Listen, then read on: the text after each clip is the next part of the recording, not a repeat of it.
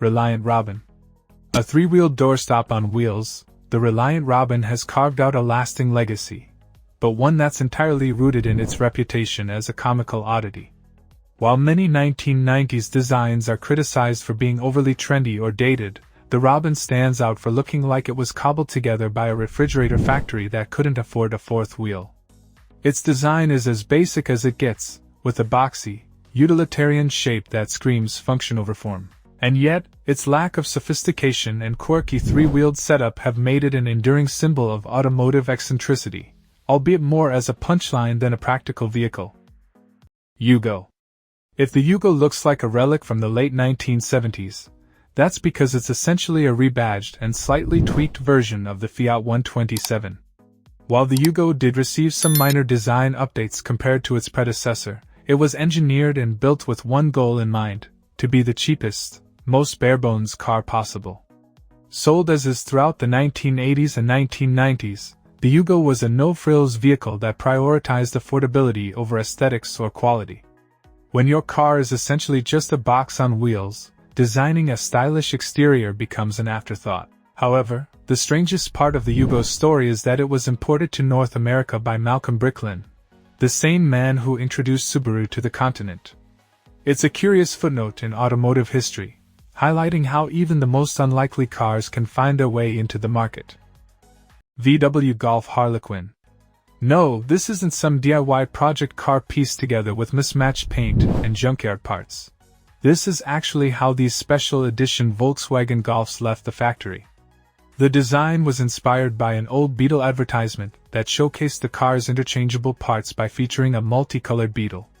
Why Volkswagen thought this concept would translate well to a modern car is anyone's guess.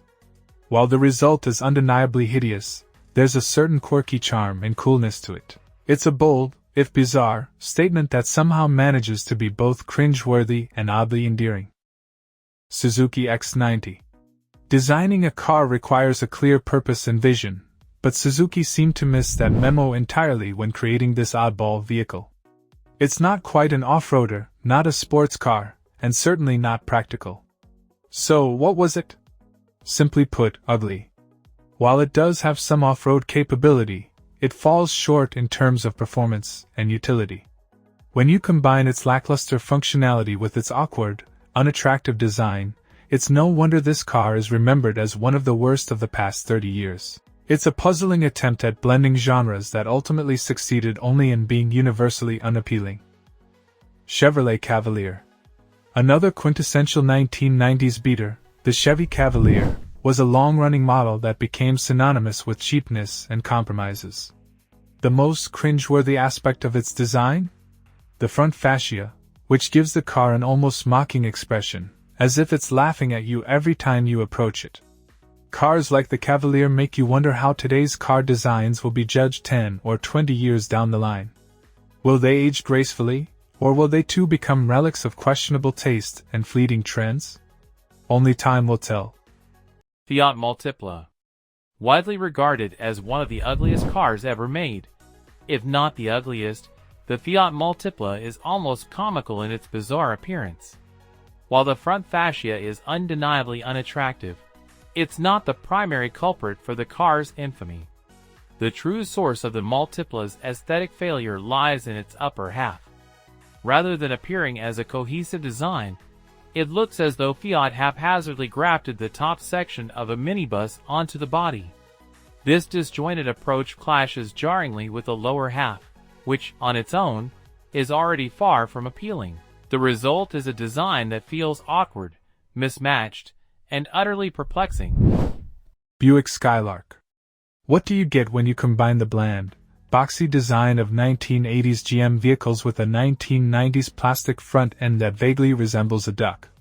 The answer is the 6th-generation Buick Skylark. Supposedly, the front end was inspired by Buicks from the 1930s, but it's clear that no one at GM pointed out a crucial detail. Those classic designs worked because the entire car followed a cohesive design language. Instead, the Skylark ended up looking like a rolling box with an awkwardly grafted front end, resulting in a car that feels disjointed and uninspired. It's a prime example of how good intentions can go terribly wrong when execution misses the mark. Chrysler Concorde. While it shares a name with one of the fastest and most iconic aircraft in history, the Chrysler Concorde's resemblance to the Concorde airliner begins and ends with its moniker. Instead of sleek, aerodynamic elegance, the Concorde's design comes off as a bulkier, less appealing version of the already polarizing, catfish-like fourth-generation Camaro. To make matters worse, it lacked the Camaro's redeeming qualities: no V8 engine, no sporty performance, and none of the muscle car's raw appeal. The result was a car that felt bloated, uninspired, and entirely out of step with the grace and speed its name suggested. Ford Taurus. Anyone who remembers the 1990s will likely recall Ford's bizarre and widely criticized bubble car redesign of the Taurus. It's understandable how Ford got swept up in the era's design trends, with the 90s obsession for smooth, curvy, plastic-heavy aesthetics, especially when crafting a mass-market economy car.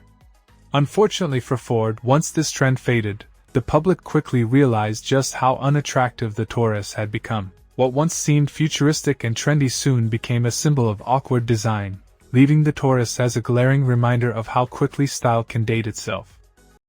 Hyundai Accent. Today, Hyundai is a respected and competitive choice for new car buyers, but the journey to earn that reputation was anything but easy. Why did they have to fight so hard? Cars like the early generation Accent are a perfect example. Built with cost-cutting as the top priority, it was neither enjoyable to drive nor pleasant to look at. The exterior design is particularly unappealing, with a front end that resembles someone angrily squinting at you. Beyond its affordability, there's little to appreciate about this car. It's a stark reminder of Hyundai's humble beginnings and the significant strides they've made since then. GM F1. Despite the EV1's legacy being remembered fondly for its groundbreaking innovations that paved the way for today's electric vehicle trends, as highlighted in the modern documentary, Who Killed the Electric Car, its design leaves much to be desired. Setting aside its historical significance, the car's aesthetics are far from appealing. Its body resembles a plastic doorstop, doing it no favors in the style department, while the grille-less front end evokes the eerie, unsettling face of a haunted puppet straight out of a horror movie.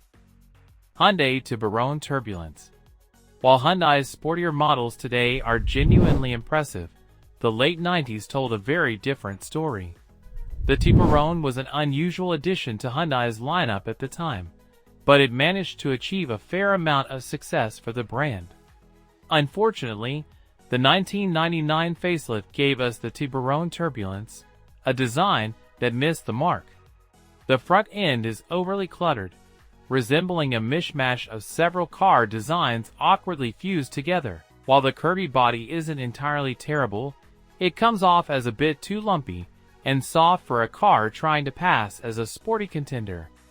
It's a prime example of good intentions gone awry. Pontiac Trans-Sport.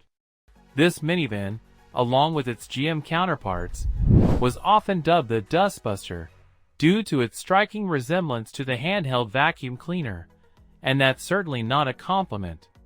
Pontiac doesn't earn any points for innovation here, as the design was a cookie-cutter, shared platform approach that was all too typical of GM's past.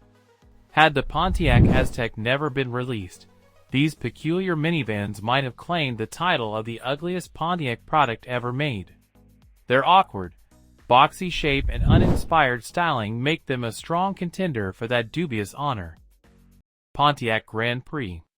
Although the 1990s Grand Prix comes in a close second to the Trans-Sport in the competition for ugliest Pontiacs ever, the Grand Prix was a fairly unremarkable compact car that offered nothing particularly special, which makes its design even more disappointing.